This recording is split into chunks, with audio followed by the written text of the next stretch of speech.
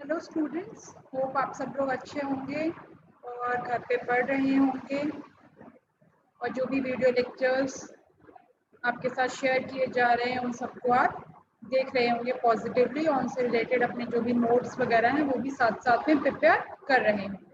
तो हमने शुरू किया था एनर्जी रिसोर्सेस यानी कि ऊर्जा संसाधन, जिसके अंदर हम कोलसो जो ऊर्जा संसाधन है उसके बारे में कल हम डिस्कस कर चुके थे। आज हम पेट्रोलियम और नेचुरल गैस जो आपके रिसोर्सेज हैं उनके बारे में डिस्कस करेंगे। तो ये आगे कोर्सों के बाद प्रॉब्लम्स ऑफ कोल इंडस्ट्री है, ये आप नहीं करेंगे, नहीं है सिलेबस के अंदर। तो कुछ पार्ट जो है साथ साथ में जो दिया हुआ है वो नहीं है, तो उसको आप उसको एज एफ करने की जरूरत नहीं है, क्योंकि यहाँ पे सिर्फ फिजिकल जो है उसी के बारे में आपको डिस्कस करना है। ठीक है, यानी कि फिजिकल जो भी रिसोर्सेज फिजिकली जो भी प्रेजेंट है इंडिया के अंदर, हम सिर्फ उसके बारे में बात करेंगे। हम इकोनॉमिक या सोशल एस्पेक्ट जो है वो हम डिस्कस करेंगे। वो हमारे सिलेबस में नेक्स्ट सेमेस्टर के अंदर, आपके जो विंटर सेमेस्टर होगा यानी कि आपका जो इवन सेमेस्टर होगा उसके अंदर होगा, और ऑड सेमेस्टर के अंदर इसमें सिर्फ फिजिकल जो चीजें हैं उसी के बारे में, वही आपके सिलेबस के अंदर है और उसी के बारे में हम जानेंगे। तो नेक्स्ट हम शुरू करते हैं पेट्रोलियम से। पेट्रोलियम जो है ये एक इम्पॉर्टेंट एनर्जी रिसोर्स है और काफ़ी ज़्यादा मार्केट के अंदर इसकी डिमांड है, क्योंकि ये एक तरीके से इकोनॉमिक डेवलपमेंट को एक्सेलरेट करता है। यानी कि जो इकोनॉमिक डेवलपमेंट है, आर्थिक जो विकास है, उसको एकदम तेजी से जो बढ़ोतरी है उसका करने का काम हमें इसके अंदर देखने के लिए मिलता है। इसके अलावा इसका उपयोग कई सारे एज अ लुब्रिकेंट भी किया जाता है, यानी कि मशीनों के अंदर डाला जाता है ताकि मशीनें अच्छे तरीके से चलें, उसके अंदर जंग वगैरह ना लगे। और कई सारी केमिकल इंडस्ट्री जो है, रसायन उद्योग है, उनके अंदर भी इसका उपयोग एज अ रॉ मटेरियल किया जाता है।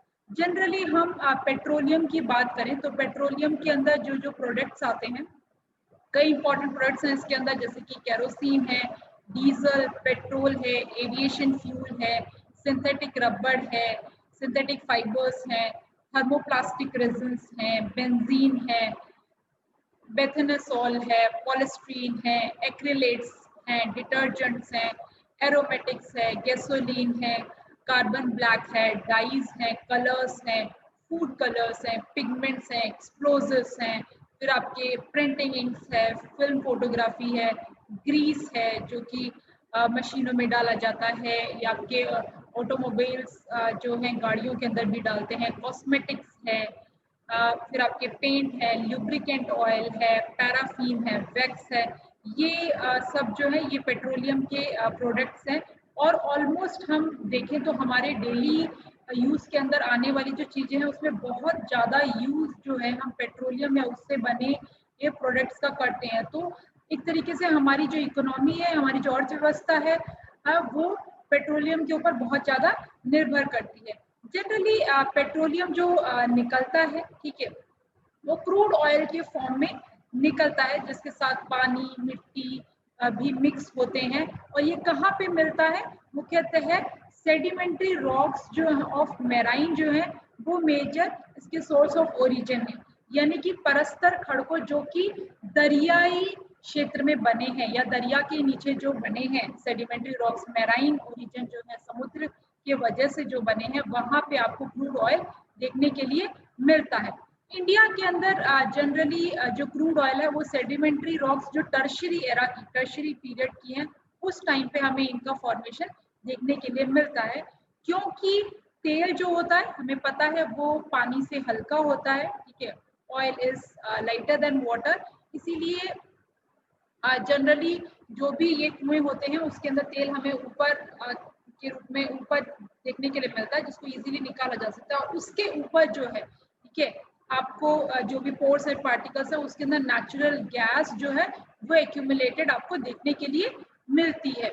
इसके लिए कई सारी थ्योरीज दी गई हैं जियोलॉजिस्ट के द्वारा कि कैसे तेल बनता है। तो ये भी एक बहुत ज़रूरी है इसके बारे में जानना कि इसका ओरिजिन होता कैसे है, यानी कि ये जो पेट्रोलियम है, कुदरती जो तेल है, इसकी उत्पत्ति होती कैसे।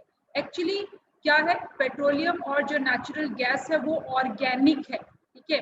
ऑर्गेनिक का अर्थ क्या हुआ यहाँ पे, ऑर्गेनिक का अर्थ हुआ जिसके, यानी कि जैविक है, जिस भी चीज के अंदर जीवन है उनसे ये बनते हैं। यानी कि इसका अर्थ क्या हुआ, इसका अर्थ ये हुआ कि जो भी चीजें जिसके अंदर जीवन होता है, चाहे वो पेड़ पौधे हो, चाहे वो प्राणी हो, लिविंग ऑर्गेनिज्म हो, जैसे कि समुद्र के अंदर मछली वगैरह है, फिशेस हैं, या इंसान है, ठीक है, या समुद्र के अंदर मिलने वाले जो वनस्पति हैं, वो जब जमीन के अंदर सेडिमेंट्स के अंदर मड, सिल्ट या सैंड जो है वहां पे जब वो मर जाते हैं या किसी कारणवश, किसी आपदावश जो है वो मर जाते हैं, और फिर उसके ऊपर दूसरे और जो है लोड बहुत ज्यादा आ जाता है, कोई मिट्टी वगैरह उसका निक्षेपण हो जाता है, उसका निक्षेपण होने के वजह से ये जो जैविक पदार्थ है, ठीक है, यानी कि प्राणी है या फिर वनस्पति है, उसके ऊपर मिट्टी वगैरह आने की वजह से बहुत ज्यादा भार होने होता है, साथ ही साथ मतलब यानी कि वजन बहुत ज्यादा बढ़ जाता है, वजन बहुत ज्यादा होगा, भार बहुत ज्यादा होगा, यानी कि दबाण बहुत ज्यादा होगा, ठीक है। हाई प्रेशर कंडीशंस डेवलप हो जाती हैं, और आपको पता है जब दबाण ज्यादा होगा, ठीक है, प्रेशर ज्यादा होगा, तो उससे क्या होगा, हीट भी ज्यादा होगी, तापमान भी ज्यादा होगा, यानी कि वहां पे नीचे जो नीचे जो जम जाएंगे जिनके ऊपर और दूसरे निक्षेप आ जाएंगे, तो वहां पे तापमान बढ़ जाएगा, ठीक है, टेम्परेचर भी इंक्रीज हो जाएगा। तो under high temperature, high pressure conditions के अंदर उनके अंदर एक केमिकल चेंज आता है, एक रासायनिक परिवर्तन आता है, जिससे कि ये जो जैविक पदार्थ हैं, यानी कि वनस्पति हो गया या प्राणी संपदा हो गया, ये जो है ये ट्रांसफॉर्म हो जाते हैं, ये किसमें बदल जाते हैं, या तो कोलसो बन जाता है, इनका कोयला बन जाता है, या फिर इसका कुदरती तेल बन जाता है, और वो जो कुदरती तेल बना है वो उसके ऊपर और ज्यादा टेम्परेचर, और ज्यादा तापमान हुआ, और ज्यादा प्रेशर अगर होगा तो वो क्या होगा, पहले सॉलिड, सॉलिड से फिर उसके बाद क्या बना, लिक्विड, ठीक है, ठोस, ठोस के बाद द्रव्य, द्रव्य के बाद क्या हुआ, गैस, ठीक है, तो वो गैस में परिवर्तित हो जाता है, ठीक है, यानी कि नेचुरल गैस के फॉर्म में आपको देखने के लिए मिलता है। अभी ये प्रोसेस बताने के लिए बहुत इजी है, लेकिन ये इतनी जल्दी नहीं होता, इस प्रोसेस को होने में, इस प्रक्रिया को होने में, इनकी उत्पत्ति होने में बहुत ज्यादा समय लगता है, इसीलिए इनको कन्वेंशनल एनर्जी रिसोर्सेस बोलते हैं। करीब आपका मिलियंस ऑफ ईयर्स लग जाते हैं, इसके अंदर सैकड़ों करोड़ों साल लग जाते हैं एक तेल को बनने में, उसकी उत्पत्ति होने में। सबसे पहले जो डिस्कवरी की गई थी पेट्रोलियम की, वो कहाँ पे की गई थी, वो असम के अंदर मार्गरीटा एक क्षेत्र है, वहां पे 1860 के अंदर सबसे पहले इसको ढूंढा था, असम रेलवे और ट्रेडिंग जो कंपनी है उसके द्वारा ढूंढा गया था।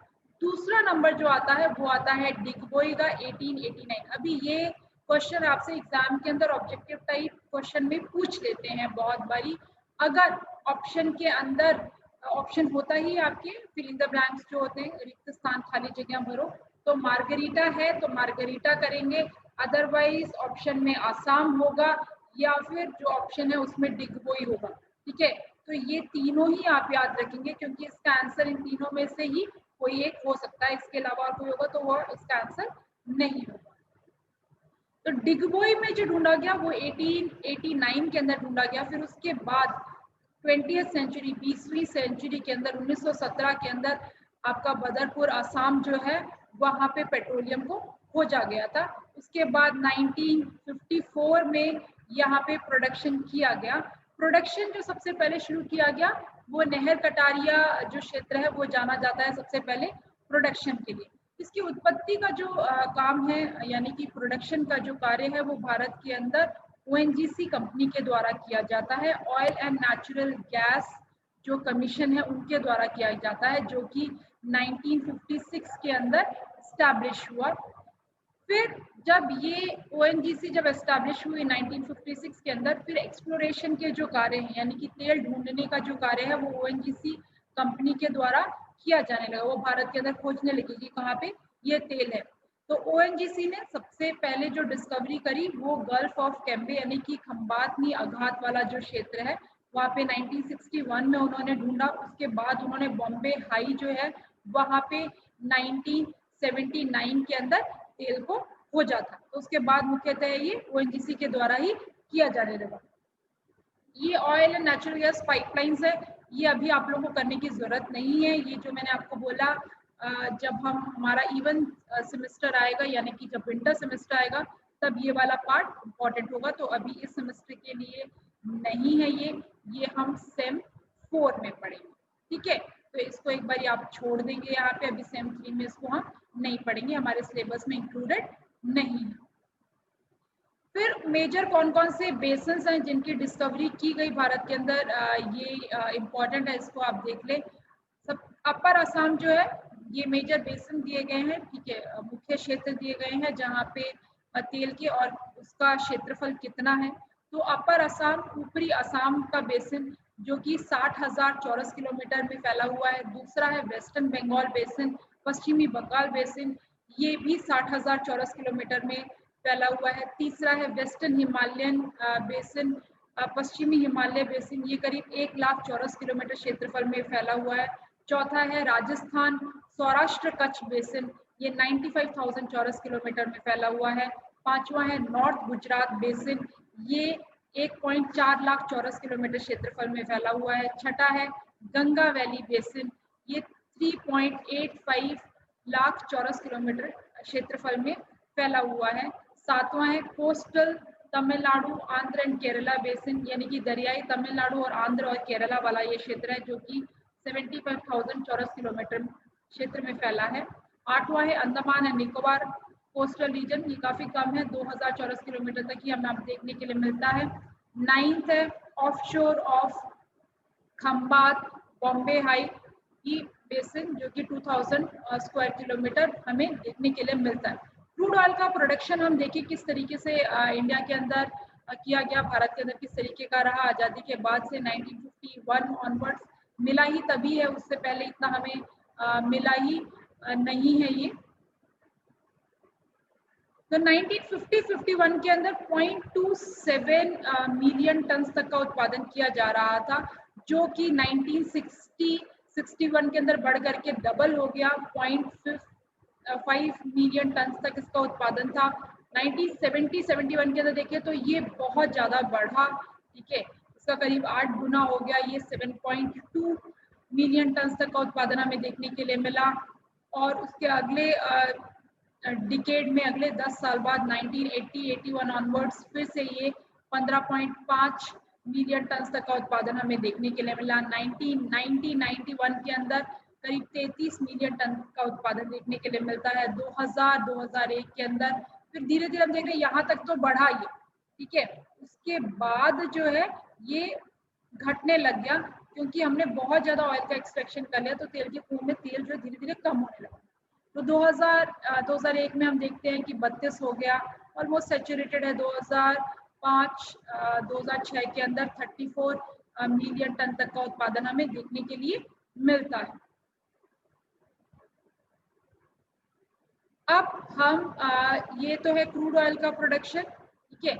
अब हम रीजन वाइज, क्षेत्र अनुसार जो है कौन से क्षेत्र में कितना उत्पादन किया जा रहा है तेल का, वो हम देख लेते हैं। तो सबसे ज्यादा भारत देश के अंदर जो उत्पादन कर रहा है वो है बॉम्बे हाई, के सबसे ये इम्पोर्टेंट है यहाँ पे, क्योंकि कुल देश का 65%, 65% जो उत्पादन है वो बॉम्बे हाई के द्वारा किया जा रहा है। दूसरा नंबर आता है आपका गुजरात का। गुजरात कुल देश का 17.65%, यानी कि लगभग 18% तक का उत्पादन कुल देश का कर रहा है। तीसरा नंबर आता है असम का। असम कुल देश का 15% तक का उत्पादन कर रहा है। चौथा नंबर आता है आंध्र प्रदेश का, जो करीब 1%, 1% प्रोडक्शन कर रहा है। तमिलनाडु ये भी 1% तक प्रोडक्शन कर रहा है। अरुणाचल प्रदेश की हम बात करें तो बहुत कम, 0.1% आपको देखने के लिए मिलता है। तो जनरली ये ही आपके 6 राज्य हैं जो कि कुल देश का जो क्रूड ऑयल है, पेट्रोलियम जो है, उसका उत्पादन कर रहे हैं। अब हम मेजर जो ऑयल फील्ड्स हैं इंडिया के, भारत के मुख्य जो तेल के क्षेत्र हैं उनके बारे में इन डिटेल हम देख लेंगे यहाँ पे। तो सबसे पहला जो है वो वेस्टर्न कोस्ट ऑफशोर फील्ड है। ऑयल फील्ड, यानी कि पश्चिमी दरियाई ये तेल न कुआं। ये जो पश्चिमी दरियाई तेल न कुआं है, ये ऑफशोर है। ऑफशोर का अर्थ यहाँ पे क्या हुआ, यानी कि ये समुद्र के अंदर जो मिलने वाले तेल के कुएं हैं उनकी हम यहाँ पे बात कर रहे हैं। ये दरिया के अंदर है। कई ऐसे तेल के कुएं हैं जो कि दरिया में नहीं है, यानी कि जमीन पे भी है, तो ये दरियाई है, ऑफशोर की हम बात कर रहे हैं। तो इसमें पहला है आपका बॉम्बे हाई ऑयल फील्ड, जो आपको बता ही दिया, largest petroleum production oil field है। ये भारत देश का सबसे बड़ा तेल उत्पादक ऑयल फील्ड है, जो कि कुल देश का 65% तेल का उत्पादन कर रहा है। ये अराउंड 176 किलोमीटर दूर है बॉम्बे से पश्चिम दिशा के अंदर। यहाँ पे 35 मिलियन टन तक का क्रूड ऑयल और करीब 40,000 मिलियन टन तक के कुदरती गैस जो है, इसके जत्थे हमें यहाँ पे देखने के लिए मिलते हैं। सबसे पहले यहाँ पे तेल का उत्पादन जो है 1976 के अंदर करना शुरू किया गया था। पहले तेल का उत्पादन ज्यादा हो रहा था, लेकिन धीरे धीरे तेल का उत्पादन जो है वो यहाँ पे घटता जा रहा है। दूसरा आता है basin oil field. Basin oil field जो है ये दक्षिण बॉम्बे हाई के दक्षिण के अंदर स्थित है। यहाँ पे तेल करीब 1900 मीटर की ऊंचाई पे, गहराई पे मिल रहा है, और यहाँ पे तेल और कुदरती वायु दोनों के ही निक्षेप हमें देखने के लिए मिलते हैं। तीसरा है अल्बेत। अल्बेत जो है ये भावनगर से 45 किलोमीटर दूर है दक्षिण दिशा के अंदर। यहाँ पे भी तेल और कुदरती जो वायु है उसके निक्षेप जत्थे हमें देखने के लिए मिलते हैं। दूसरा आता है आपका गुजरात वाला भाग, ठीक है। दूसरा नंबर गुजरात का है, कुल देश का करीब 18% उत्पादन कर रहा है, यानी कि दूसरा सबसे बड़ा तेल उत्पादक जो राज्य है वो गुजरात हमें देखने के लिए मिलता है। गुजरात के अंदर मुख्यतः जो है अंकलेश्वर है, कैम्पे है, लूनी है, अहमदाबाद है और कलोल है। ये मुख्य क्षेत्र हैं जहाँ पे तेल निकल रहा है, जिसमें पहला आपका आता है अंकलेश्वर, जो काफी कहते हैं बड़ा ऑयल फील्ड है, जो भरूच जिला के अंदर है। ये 30 स्क्वायर किलोमीटर, 30 चौरस किलोमीटर के क्षेत्रफल के अंदर फैला हुआ है। और ये जो तेल यहाँ पे जो मिल रहा है, इसके हम निक्षेप देखें तो ये इयोसीन पीरियड, इयोसीन समय अवधि में यहाँ पे इस पेट्रोलियम का निर्माण हुआ है। यहाँ पे जो एक्सप्लोरेशन शुरू हुआ, यानी कि तेल निकालने का जो कार्य है वो 1961 में शुरू किया गया था। मोस्टली गैसोलीन और केरोसिन जो है वो ज़्यादा इस क्षेत्र में जो तेल निकल रहा है उसके अंदर गैसोलीन और केरोसिन की मात्रा हमें ज़्यादा देखने के लिए मिलती है। यहाँ से जो तेल निकाला जा रहा है वो कोयली पेट्रोलियम रिफाइनरी आगे भेज दिया जाता है साफ करने के लिए।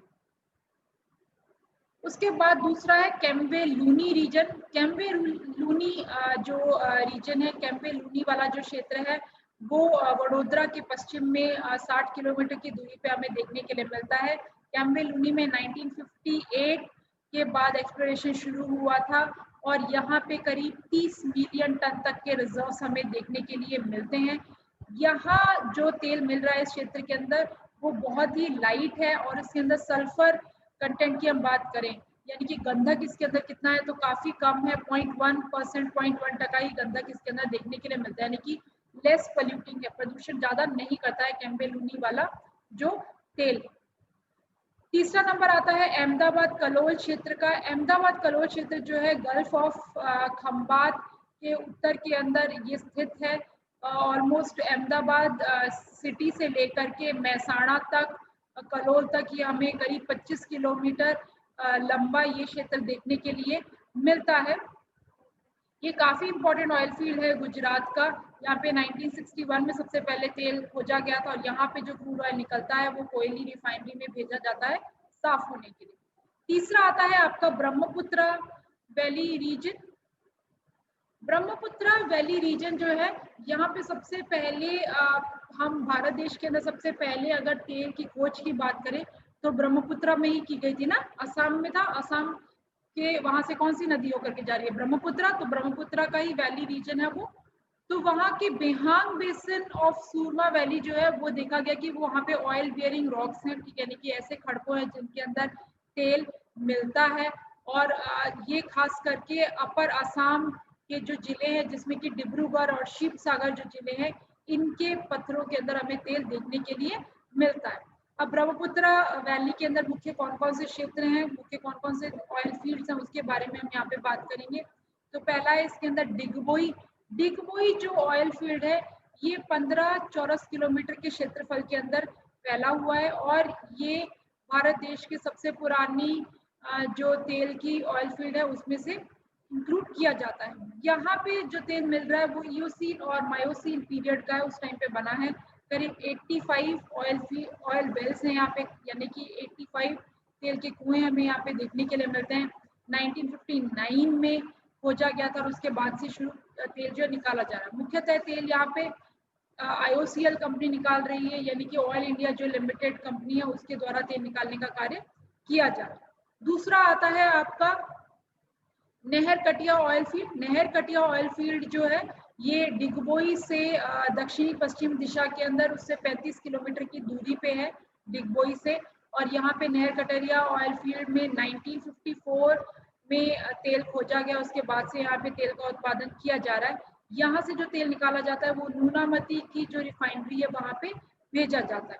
इसी क्षेत्र के अंदर आपके बोगाईगांव आसाम का क्षेत्र और बरौनी बिहार वाला जो क्षेत्र है वो भी इसी के अंदर इंक्लूड किया गया है। चौथा है इसमें ईस्ट कोस्ट ऑयल फील्ड, यानी कि आपके पूर्वी जो दरियाई किनारा है, पूर्वी दरियाई किनारा कौन सा हो गया भारत का, जहाँ पे बंगाल की खाड़ी वाला, ठीक है। तो बंगाल की खाड़ी पूर्वी दरियाई किनारे के अंदर कौन से हैं? जो आपको पहले पश्चिमी दरियाई किनारा बोला था सबसे पहले, तो पश्चिमी दरियाई किनारा कौन सा हो जाएगा आपका? अरेबियन सी, अरब सागर, ठीक है। और जबकि आप बात करते हैं पूर्वी दरियाई किनारे की, तो वो कौन सा हो जाएगा? तो ये हो जाएगा आपका बे ऑफ बंगाल, बंगाल की खाड़ी वाला।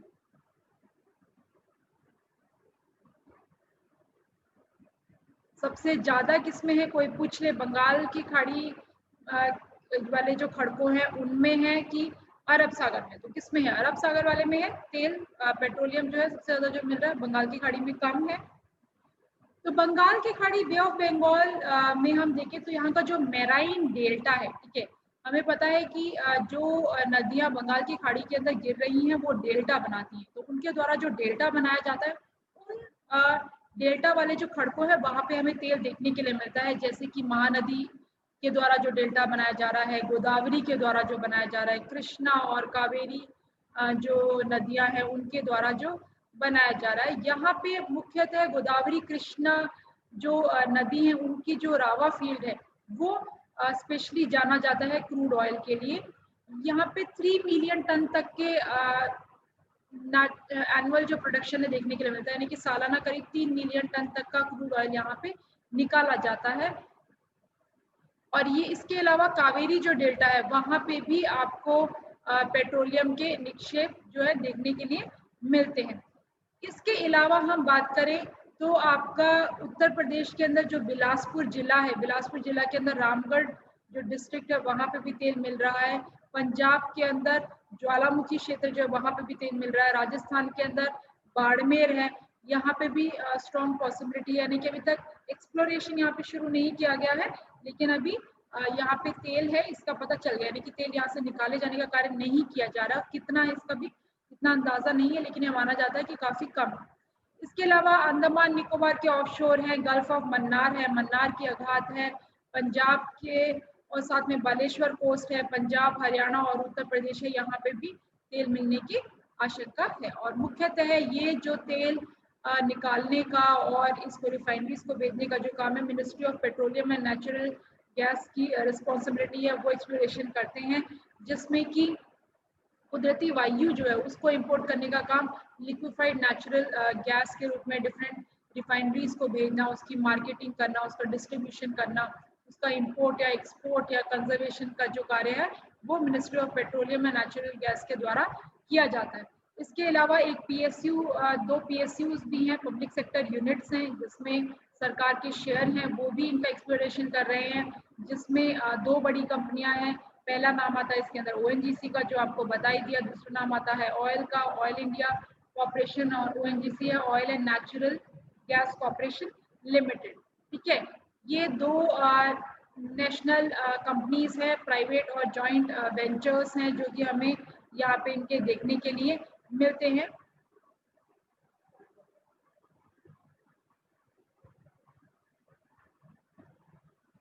अब हम इसका इंपोर्ट देख लेते हैं। इंडिया जो है टोटल जो क्रूड ऑयल और पेट्रोलियम है जो निकाल रहा है, उसको कितना उसका इंपोर्ट करता है, तो ऑलमोस्ट 2004-05 के अंदर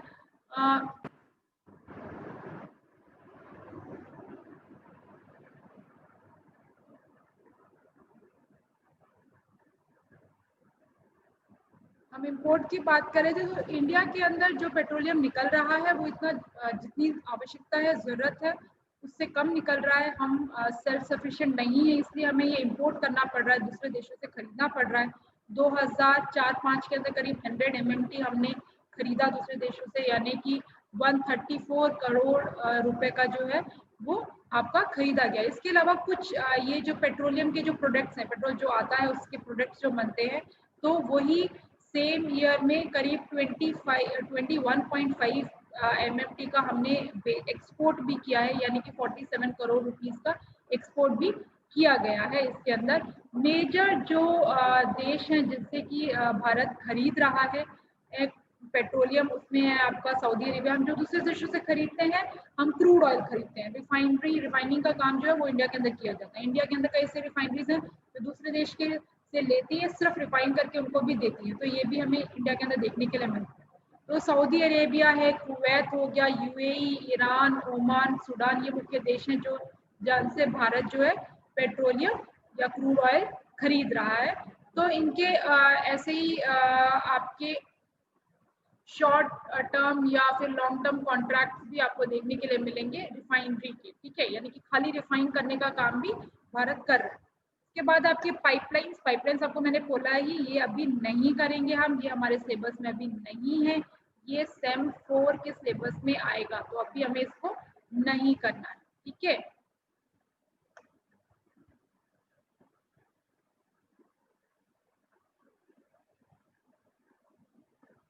ये पाइपलाइंस आप नहीं करेंगे।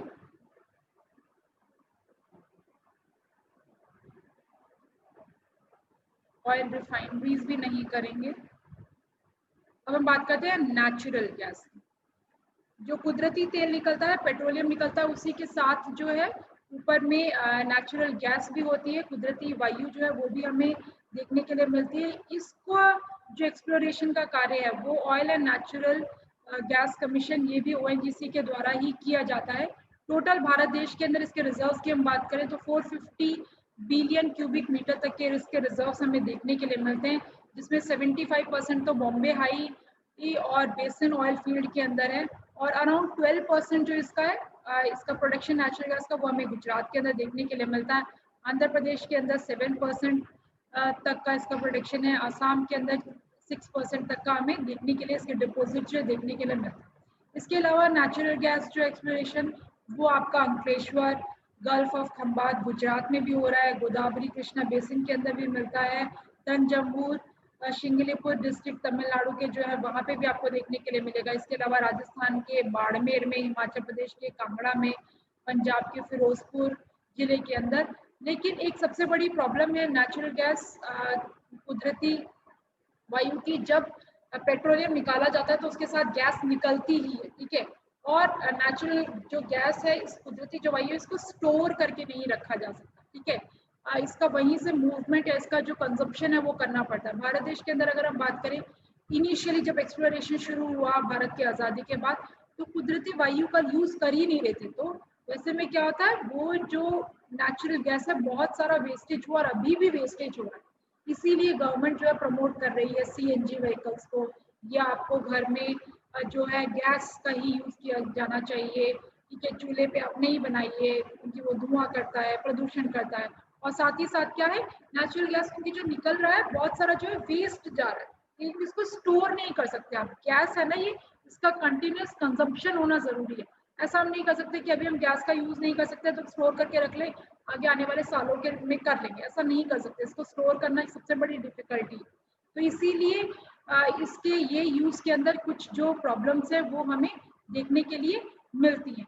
ये मेजर ऑयल रिफाइनरीज हैं। रिफाइनरीज का मतलब क्या, क्रूड ऑयल निकलता है, क्रूड ऑयल में से पेट्रोलियम, केरोसिन, डीजल, इसको अलग किया जाता है, ठीक है। तो ये मेजर जो है वो इंडिया के अंदर हमें रिफाइनरीज देखने के लिए मिलती हैं, जिसमें आपका ये पंजाब के अंदर भटिंडा है, पानीपत है, मथुरा है, पंचपदरा है, कोयली है, जामनगर है, मुंबई में ट्रॉम्बे है, देवगढ़ है, मुंबई है, मैंगलोर है, कोच्चि है, नागापट्टनम है, चेन्नई, नेल्लोर, पट्टीपक्का, विशाखापट्टनम, हल्दिया, वाराणसी, जगदीशपुर, बरौनी, गुवाहाटी, नूनमती, डिगबोई, ये मेजर आपको रिफाइनरीज इंडिया के अंदर देखने के लिए मिलती है। नेचुरल गैस का प्रोडक्शन हम देख लेते हैं। नेचुरल गैस का प्रोडक्शन जो 1960-61 के अंदर हुआ वो 17 मिलियन क्यूबिक मीटर का था। 70-71 के अंदर 76 मिलियन क्यूबिक मीटर्स, 80-81 के अंदर अराउंड 200 मिलियन क्यूबिक मीटर्स, 1991 के अंदर अप्रोक्सीमेटली 13,000 मिलियन क्यूबिक मीटर का उत्पादन हुआ। 2000-2001 के अंदर करीब 21,000 मिलियन क्यूबिक मीटर का उत्पादन हमें देखने के लिए मिलता है। 2005-6 के अंदर करीब 26,000 मिलियन क्यूबिक मीटर का उत्पादन हमें देखने के लिए मिलता है। तो लार्जेस्ट, और इसका किस चीज़ों में यूज़ किया जाता है, व्हीकल्स वगैरह में तो यूज़ किया ही जाता है, साथ ही साथ केमिकल इंडस्ट्री में, रसायन उद्योग में भी यूज़ किया जाता है। फर्टिलाइजर, कीटनाशक दवाएं बनाने के लिए खास करके फर्टिलाइजर और केमिकल में हम देखें तो कुल 40% जो इसका यूज़ किया जा रहा है। 30% इसका यूज़ इवन पावर जनरेशन के लिए भी किया जा रहा है, यानी कि ऊर्जा के उत्पादन के लिए भी किया जा रहा है। और 10% जो है इसका उपयोग LPG, जो घर में हम कुकिंग गैस यूज़ करते हैं, उसके रूप में कुदरती वायु का उपयोग हमें देखने के लिए मिलता है। इवन ये भी हम दूसरे देशों से इंपोर्ट करते हैं, जिसमें कि ईरान, सऊदी अरेबिया, UAE और गल्फ कंट्रीज है, उनसे भी हम, जब शॉर्टफॉल होता है, डिमांड जब ज़्यादा होती है, ज़रूरत जब हमारी ज़्यादा होती है, तब हम दूसरे देशों से खरीदते भी हैं। तो ये यहाँ पे हमारा एंड होता है, इसको हम यहीं पे एंड करेंगे। Thank you students.